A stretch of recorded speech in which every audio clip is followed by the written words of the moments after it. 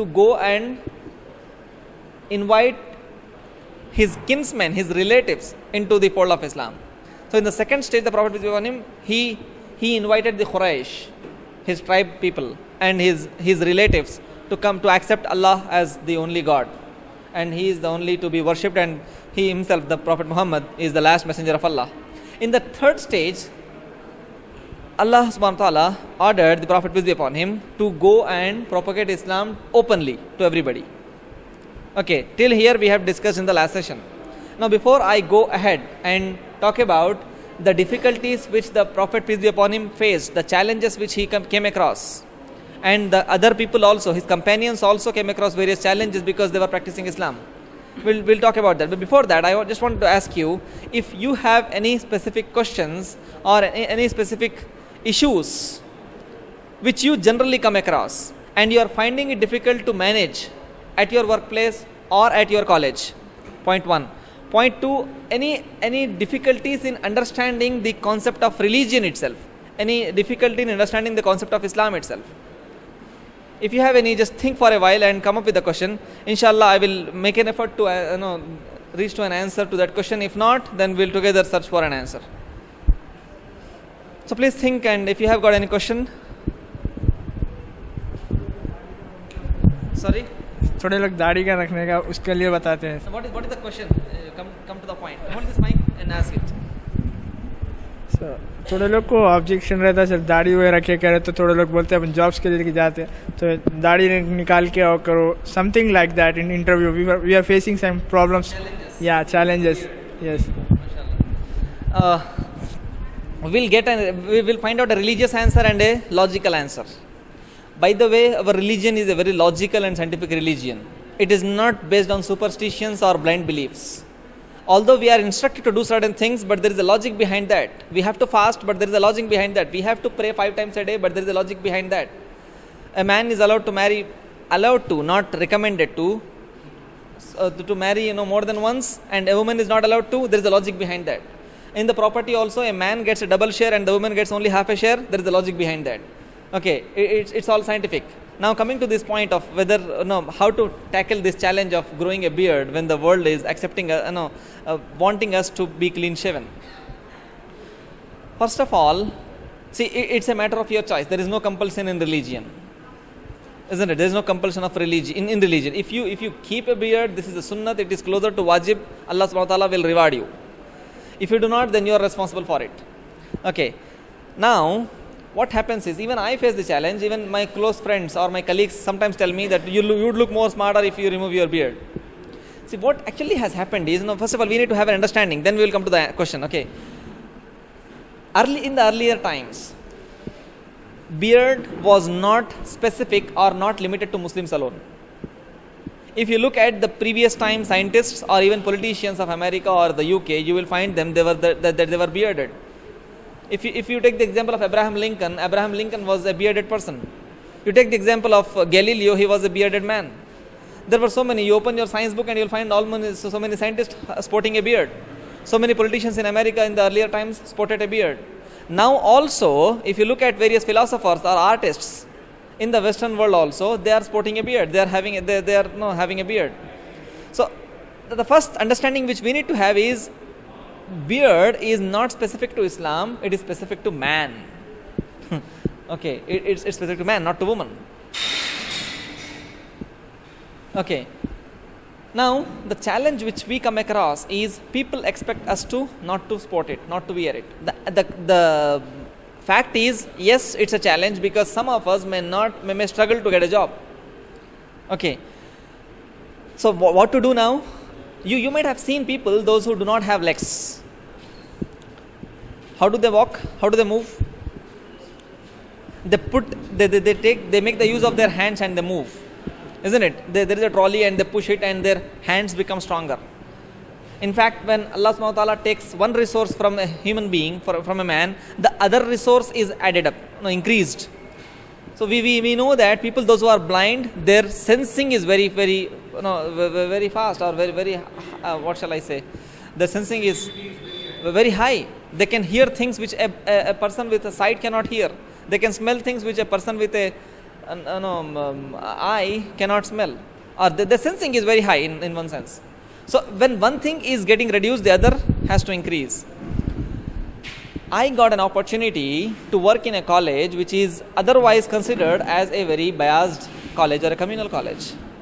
And the person, when he was taking an interview to me, I was bearded, and he asked me, oh, you are a Muslim, you studied in a Muslim college, and you have taught earlier in a Muslim college, so why shall I believe that you will not do discrimination against my students? Oh, that was a direct question, that was a straight question, and coming from a person who was capable of making a decision to take me or reject me. Then I told him, and that is a fact also. I studied in a school which was not a minority school, which was a government aided private school. Not a private, a government aided school. Okay. So there, majority of them were people, those who were not Muslims. And I have a high regard for them, because whatever I have learned through them. They were my teachers. I respect them. If I see them anywhere, I will get down from a bike and I will wish them. I will greet them.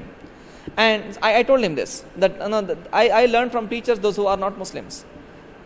And in my graduation also, I studied in a college which was not a Muslim college, and I have friends who are not Muslims too, not Muslims. And I was selected.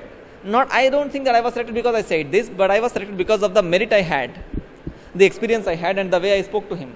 So if there is something which is pulling you back, you need to recharge yourself with other resources. If I am a weak person in my own standards, my qualification ability is weaker, and I am wearing a beard, then I may not get selected because of these particular reasons actually, but I will put the blame not on that but on the beard. I can show you hundreds of examples. We have volunteers in CGC, Career Guidance Council, who are having as big as beard as this, or even bigger than that. They are working in Deloitte, they are working in GE, they are working in Accenture, they are working in IBM.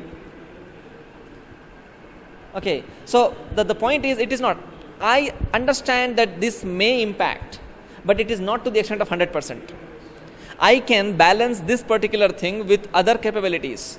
If I am good at communication, if my marks are good, if I can show my confidence level, I can speak straight on face, then I think this is discounted. And the good news is, the corporate world is becoming more and more rational and reasonable. Okay. Although human beings, we are all vulnerable or very weak to our own biases and our own feelings and thinking and ideologies, but when it comes to professionalism, people are exhibiting high levels of professionalism. Okay, so that is a challenge, but that is not a challenge which will put you down to zero. In order to overcome that challenge, you need to develop other strengths. Okay. Any other point, any other question? And one more thing is, we need to carry ourselves.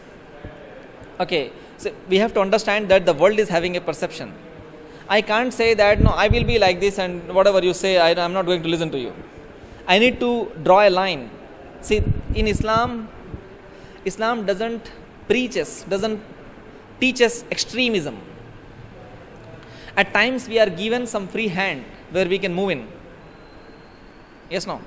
So even if I am sporting a beard, I need to take care that I look decent. Unlike, see, all this outlook is for the world, but what Allah looks is at taqwa. So if I say that and I keep myself not so decent, then that is going to act against me, not in favor of me.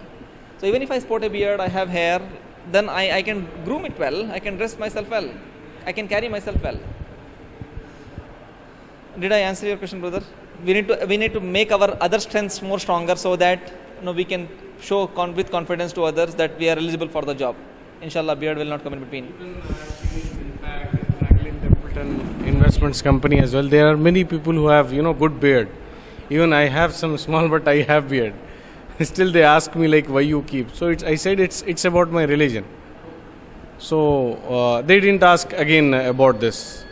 So I don't think so that this would be kind of very negative. It will not play a very negative role.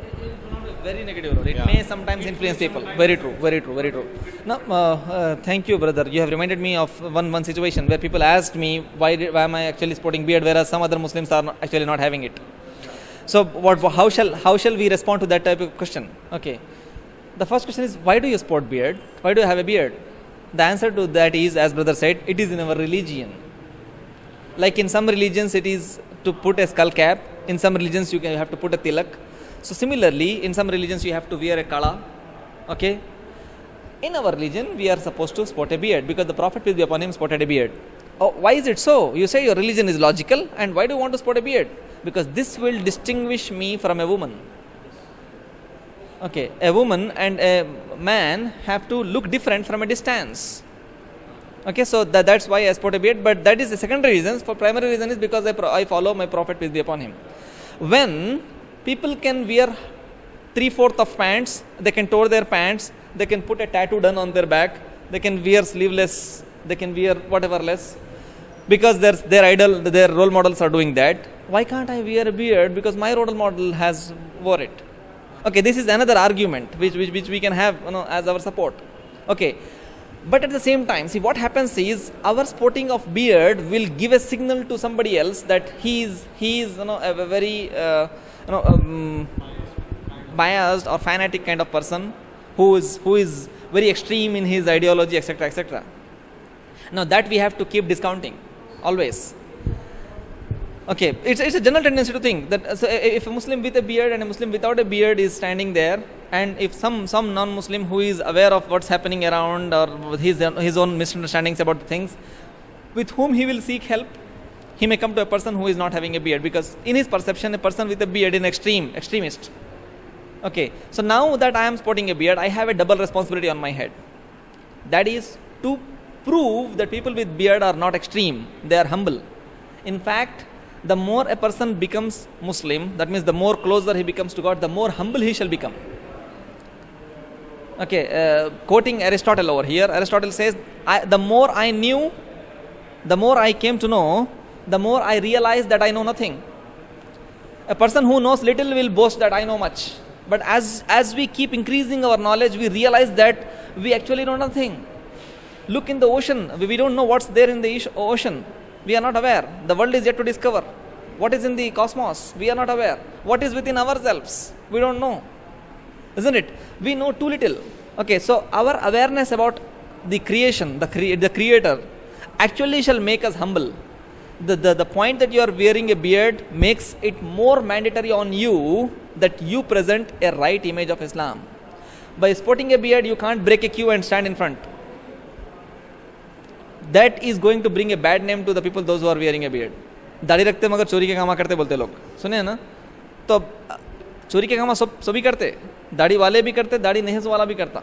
Okay, but the tagline is with the people with those who sport beard, because the world expects that if you are bearded, you shall be polite, humble, and decent and fair. So that gives us a bigger responsibility. We shall prove to the world that we are decent, we are fair, we are not biased.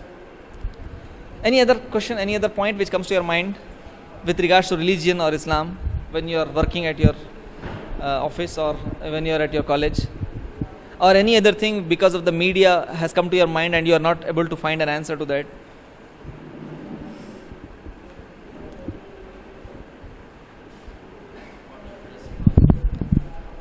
For the dressing means why these people, Muslims are wearing kurta pajama, all these things, and because you are a professional, so you have to follow the company rules. So there are some conflict between the employer and the employer. Okay, so how to tackle with that? See, brother, your name? Muhammad Dastagir. Brother Dastagir asks, what about the dressing? This is a natural thing. Okay, this is beard. It is for man. So I say, because it is for man, I wear it. But what about dressing, where you have got a choice, isn't it? So Islam is a flexible religion, and we have got ulamas and muftis who have allowed us to wear a dress which covers your satar. Okay, a dress which, there are other conditions also. It shall not resemble, it shall not actually show your identity as somebody else. I can't wear a dress of a monk and I look like a monk. Okay, by looking at a dress now, you cannot make out whether this is a Muslim or a Hindu or a Christian or a Sikh. Okay, this dress has become so common that everybody is wearing that. My dress will not portray me as a person belonging to a specific religion. Okay, so at this time I think we can be little flexible. why do I want to wear a kurta? Because I don't want my body structure to be revealed. Actually, the logic behind kurta is that, isn't it? So I can wear a shirt which may also suffice, which may also help me not actually reveal my body shape. I can wear a trouser which is loose enough to protect my body structure. Wearing skin-tight jeans, skin-tight t-shirts is actually not encouraged, not permitted in Islam. Although it covers the satar, but the body structure is revealed.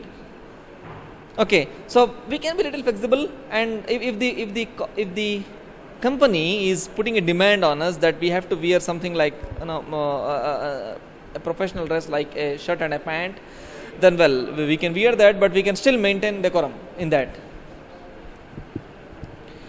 And any other question, any other point from any other person before we move ahead?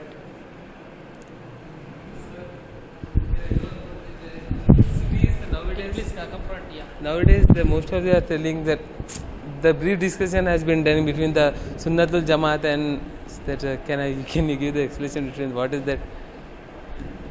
My daughter is Your there. name, brother? Muhammad Asrar Ahmad. We are not happy that the discussion has gone to a big height, and I think we talking on that will further increase its levels. Our discussion here is, please you can take your seat, Asrar bhai, on how Muslims, okay, that's a broad word, how Muslims shall carry themselves in the corporate. Not how Sunnis or how non-Sunnis or how somebody else shall carry themselves in.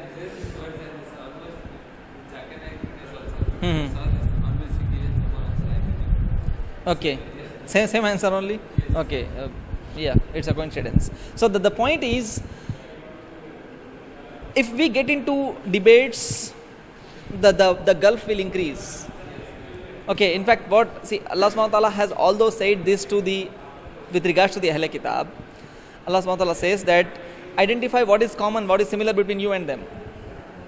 Okay, specific to Ahl Kitab, but we can use this particular formula given by Allah subhanahu wa ta'ala with everybody else also. Okay, let us come to understanding as to what is common between you and me. Let us keep the differences aside. Slowly, inshallah ta'ala, Allah will help us to solve the differences also. Okay, but I don't.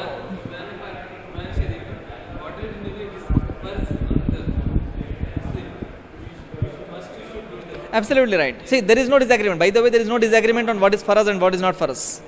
Okay, there may be minute disagreements or differences on some other related things, but not the beliefs as such, the practice, the fara'is as such. Okay, now the concluding point to this particular thing is, in corporate, in GE or Deloitte, when you are working, I think you are identified as a Muslim, not by your what your belief system is. Okay, that is internal.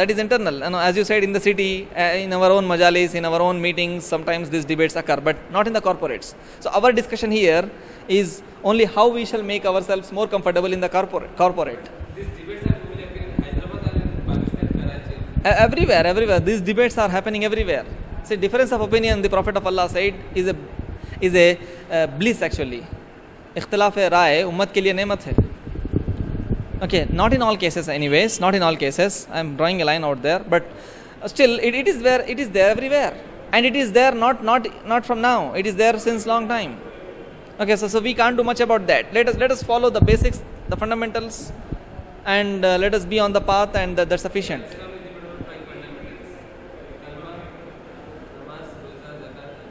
Alhamdulillah. So once we follow that's sufficient, inshallah ta'ala.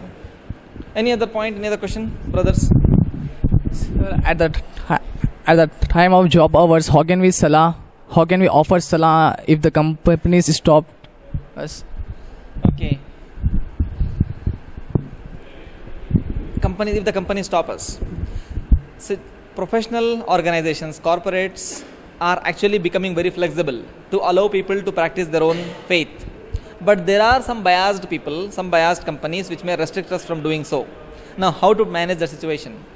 There are so many options which we have. Option number one, if I have got another opportunity in my hand which is allowing me to do so, let's go for that. Okay, option number one. If that is not there, if I leave this job, I may struggle to find another job. Okay, this point may be there. Now there may be two things with regards to offering, they allowing us to offer a salat. One is, will they allow me to go out and offer a salat? If the answer is yes, well and good. If they are not allowing me to do so, can I do so within the organization? I require a small place where I can offer my farz. Okay, now Islam is very flexible. It is based on the nature and of the human being and the needs of the human being. It will not force you to offer 12 rakat Zohar if you are in a difficult situation, isn't it? You can draw lines. If you are in urgency, what will you do? How many rakats in Zohar we have? Fully 12, right? 4 sunnah, 4 farz, then 2 sunnah, then 2 nafil.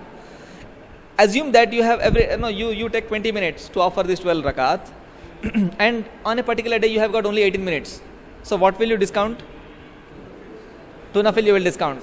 Okay. Assume on some other day you have got only 12 minutes to offer namaz. What will you discount? Which sunnat will you discount? For 4 sunnat, in certain cases you may discount 4 sunnat and you may go for 4 farz and 2 sunnah. Isn't it? Assume that you don't have that much time also. You have only 4 minutes time. What will you do? Only farz. In a situation where if you leave this job you don't have an opportunity otherwise, then we may only go for this. If they are not allowing me to go out, I can do that within office itself. See, brothers, there is a bigger responsibility on our shoulders apart from offering namaz. That is to project Islam as one of the a right, peace, loving, humble religion. If I offer namaz in my chamber and coming out I do all nasty things, I play politics in the organization and I keep lying and I steal stationery from the office, I take papers, white papers, I take my own personal printouts, I report late to the office, I go early from the office, this is all un-Islamic. This makes my income haram. If I am doing this and still offering namaz, then some people may not find it to be consistent. So apart from offering namaz, I shall practice the Islam fully when I am at office. I am making sense. Okay, this is one. Now the question, why this is actually happening? My own understanding, my own reasoning. I believe most of you will agree with me. What our brothers would do? Sir, can I go to namaz? He will half-heartedly say, okay, yes, you can go because this is lunchtime only. Now we go to namaz. We have our friend with us. After namaz, we want to lie down in the masjid for 10 minutes. Then coming out, we want to have a cup of tea. Then for Zohar namaz, we take 45 minutes to 1 hour. His blood is boiling. That's but natural. My blood will also boil if I am paying somebody to work and he is taking permission for 10 minutes and going out for 45 minutes.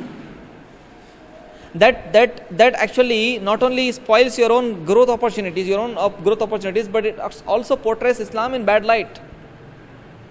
You be specific. If you want to go to washroom, go to the washroom within the office itself. Be for a minimum time outside the office. I do that.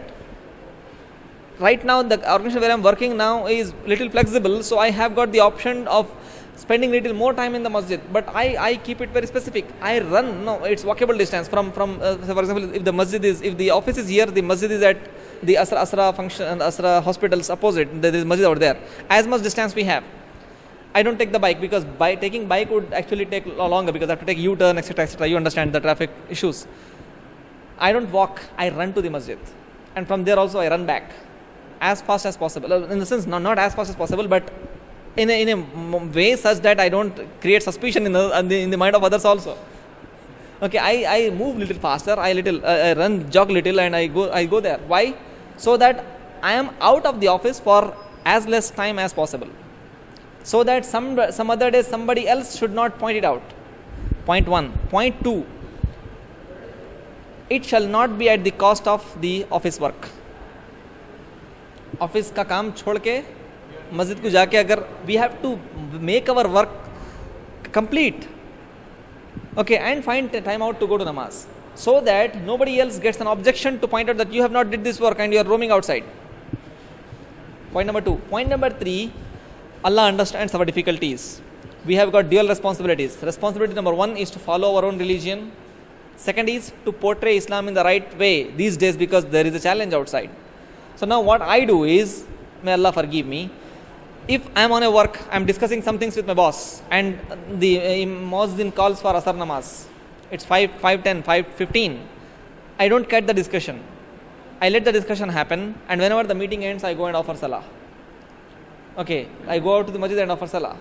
I may miss Jamaat, but Allah understands. If I say to this guy that, hey guy, I have to go to namaz, he may allow me, he may not disallow me, because my company where I'm working right now is decent one which is flexible enough. But I don't want him to develop a sort of antagonism or some sort of distance from myself. You should not think that because of his prayers, I have to miss this discussion. Yes. He shall not think that he is the second priority to me. When he is there, I shall present to him that he is important and the discussion is important, and it is so. When I get a time, I can go and offer salat. So, we ourselves close our opportunities, sometimes by behaving very unreasonably. In Ramadan also, Ramadan is coming fast. Now, what will be the behavior of some of our Muslim brothers is come out of the office at 1 o'clock and go back at 2:30. We find in the masjid, I work in Panjagutta, so Panjagutta, Amirpet, I have offered namaz in all the masajid over there. In the Ramadan specifically, I see that after the Zohar namaz, entire masjid is flooded with young people sleeping. And will they reach office on time? Maybe yes, I don't know. But why to take chances? We come to the office, as 9 or 9:30, we get sufficient time between Fajr and 9 a.m. to sleep. If we spend time after Fajr, gossiping with our friends outside our home or masjid, and we don't sleep, then we definitely will feel sleepy after the Zohar, and we will sleep. This is one. Secondly, if somebody has to go to office, the doze in the office. Do you think this is going to portray a good image of Islam in front of people? Why are dozing, man? What happened? Are you okay? No, because I am fasting, I am dozing. You are fasting, it's your religion, you are practicing that. Why shall I suffer? Why shall my money be lost? I am paying you for that. Allah also doesn't want us to do so, isn't it? My belief, my religion is because Allah subhanahu wa ta'ala has asked me to follow that. I am working with this guy because he has given me an opportunity. I shall not let these two things clash with each other. I am making sense. So let us draw lines, let us understand things, let us not make people misunderstand our religion. Okay, what can I do in Ramadan? What can I do in Ramadan to avoid myself from dozing in the office is, let us have sahri as much as it is required. Point number 1. Let us not stuff our bellies only because we have to skip the lunch. Fasting is so that you feel the pinch, not that you skip the lunch. Allah doesn't want us to skip the lunch. Allah wants us to feel the heat of the hunger, isn't it? If I eat two stomach full in the sahri and 2 stomach full in the iftar, will I actually suffer from this? No. In fact, we are suffering from other problems, acidity. See, Allah has His own ways actually to make us feel the heat of the stomach. If we don't do it the way He prescribed, He would offer that to us in the form of acidity. So in the sahri, let us be moderate. Our sleeping practices should be scheduled. Iftar also, let us not jump or dive on the food. Let us be moderate. Okay, there are specific ways. We inshallah will discuss that when the Ramadan begins. I have got a specific model, a method of doing sahri and iftar in a specific manner so that our fast, our rozas, our days are energetic and our sleeps are relaxful. Okay, I have got a model for that. I request you to keep attending next session, or inshallah in the next session we'll talk about how to have our fasts energetic without dozing in the office. Okay, so we have to draw lines. Any other last question before we end this discussion here? From any other person? Brother. If you want to spread Islam, how should we start? What's your name, brother? Amir. Sayyid Amir. Brother asks if we want to spread Islam, how to do that? Let us follow the way of the Prophet, peace be upon him. The Prophet, peace be upon him, practiced Islam, the practice of Islam for 40 years. And he preached Islam later by his tongue, but before by his practices. Even before he proclaimed that he is the Prophet of Islam, the world around him knew that he is a Sadiq al-Amin. He is the most trustworthy, he is the most truthful, he never deceives, he never cheats, he never lies. By practice. When we practice things and when we say things, our saying becomes credible. people will believe us. If I cheat myself and preach people do not cheat men, then will you believe me? Will you agree with me? The answer is no. Our friends, our colleagues, our neighbors, people known to us, they are watching us, they are observing us as we are observing them. Although not very keenly, but as we be with people, we come to understand about their nature. Now, if somebody asks me, oh man, what is your energy? How did you get this energy? How come you actually be so plain, so truthful? If somebody asks me, when will he be able to ask me if I actually exhibit that behavior to him? He asks me, how is it so possible? Then if I say to him that this is because my Allah prohibits speaking lie. Okay, and it is irreligious, unholy to be a liar. The Prophet, peace be upon him, said that if you be a liar, then your risk will be reduced. That's why I speak truth. Then the person will develop an interest, a curiosity to know more about Islam. So I understand I can spread Islam, I can invite people towards Islam by practicing Islam fully first. So let me light the lamp in the home first. Then I may go to the masjid. I'm making sense, brother? So let us, first of all, we become Muslim. If we enter fully in Islam, then we will develop some credibility, and then whatever we say will have effect also, will have impact also. Anything else? Jazakallah khair, brother. You have something? Sure? Nobody else? Okay. So we'll take a break here. Inshallah, we'll meet again on next Sunday. I request you people to keep coming. Brothers, what stopped you from coming to this program for the past 2 weeks? I'm coming from Riyasat Nagar. That's far enough, you mean? Riyasat Nagar. You have a bike? Yeah. Others. Bike reduces the distance. So Riyasat Nagar is not the reason. Work is. Okay. So what I request you is, please keep coming to these discussions. Inshallah, this will help me and help you also to improve upon our understanding, our knowledge about Islam, and also about the requirements for a better career. Okay. And not only that, let us not restrict the benefits to ourselves. Let us invite people, those who are our near and dears. Mashallah. So next time you can multiply that by 2. Inshallah. So let us invite people.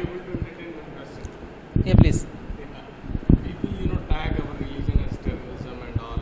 We see in media and all. Okay. And even one of my colleagues told, I got a paper in my hand which is about a hadith. Okay. So she said this is the terrorist speech, something like that. So it's like her. Did you verify that particular document with the actual narrations, actual hadith? Did you verify that? Okay. Okay. It would anybody. Very true. See, brother, first, very sure. See, if I say that this gentleman is a liar, my sentence is self-contradictory. This ice is very hot. Will you believe this? Am I making sense? ये बर्फ बहुत गर्म है बोल तो मान लेते, नहीं मानते. उसी तरह से ये आग बहुत ठंडी है बोल तो मानते, नहीं मानते. Let us understand this point.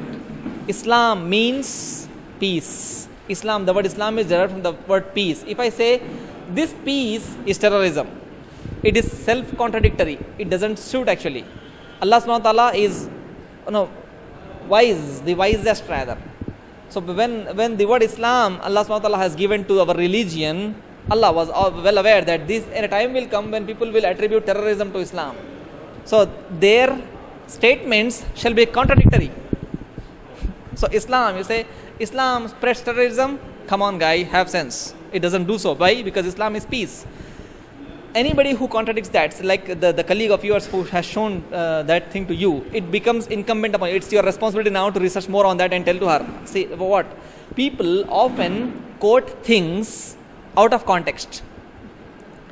इतनी बड़ी चीज़ में से आधी चीज़ निकाल लेके जाके बोलेंगे तो जो है, it will spread misunderstanding.